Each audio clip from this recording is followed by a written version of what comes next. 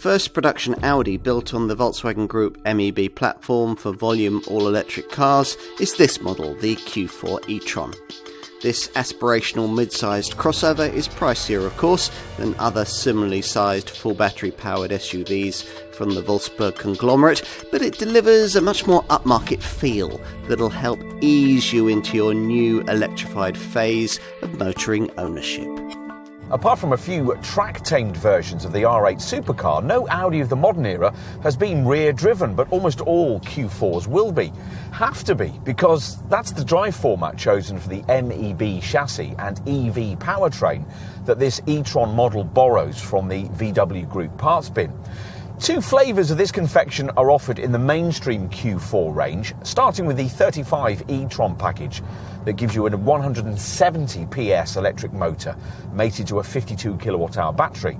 Ideally, though, you'd want to stretch at least to the 40 e-tron model we're trying here, which has a gutsier 204 PS motor powered by a bigger 76.6 kilowatt-hour net output battery, which boosts driving range from the rather subpar 208-mile figure of the base version to a more acceptable 316-mile reading.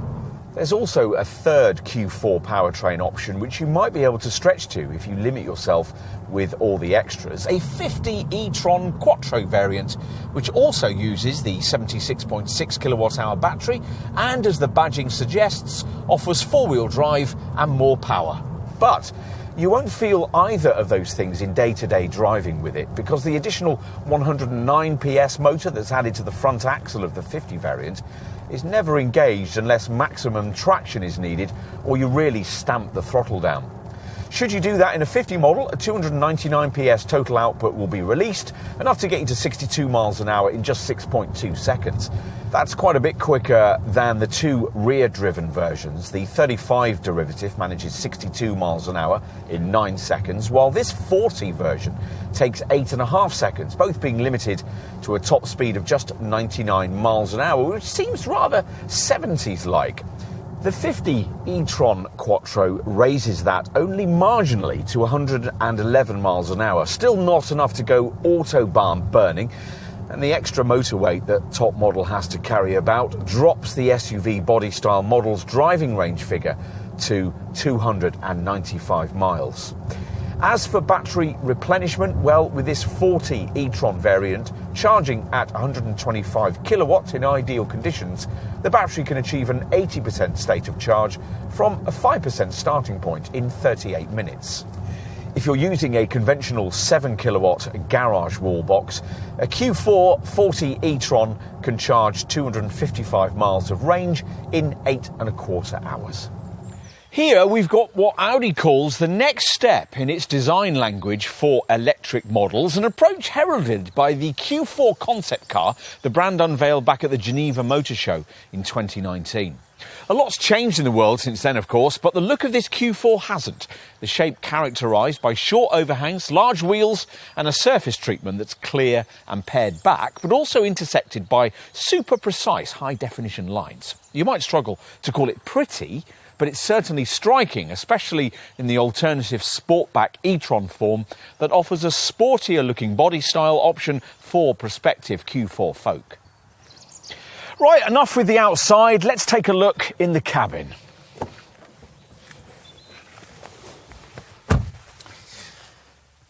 It's certainly nothing like anything you'll have seen from any previous Audi.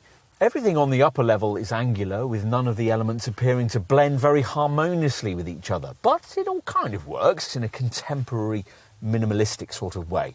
There's an unusual jutting lower console trimmed in smudge-worthy piano black for the neat little gear selector slider, and just above, the silver-trimmed central fascia section incorporates horizontal vents and the 11.6-inch MMI Navigation Plus central display with a sweep across the cabin that gets interrupted by this beady-browed instrument binnacle. If you've a Q4 with brake recuperation paddles, that binnacle's 10.25-inch virtual cockpit screen has to be viewed through this rather weird Cortex steering wheel with flattened top and bottom sections. Futuristic? You'd say so. Premium? Possibly, but only if you really spend some cash on a more upmarket level of trim than we have here. Right, time to take a look in the rear.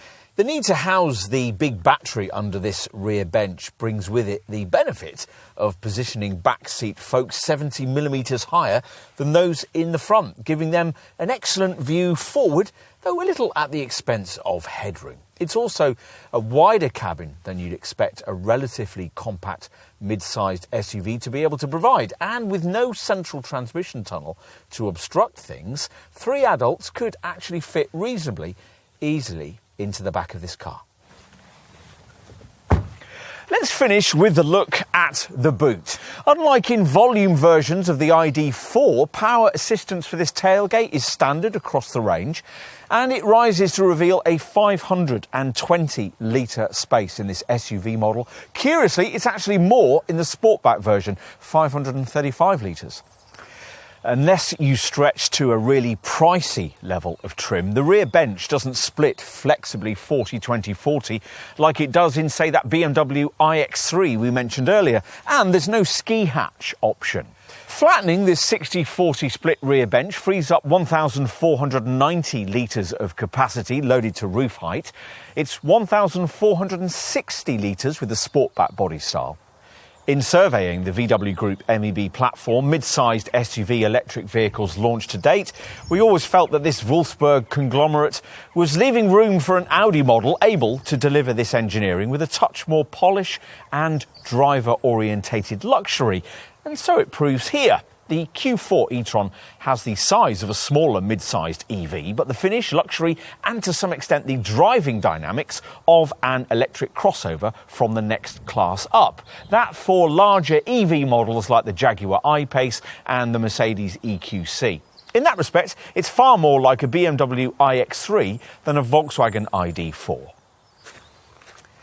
If you're looking at those Jaguar, Mercedes or BMW models, we think you should be looking at a Q4 e-tron too, because it'll satisfy you in much the same way.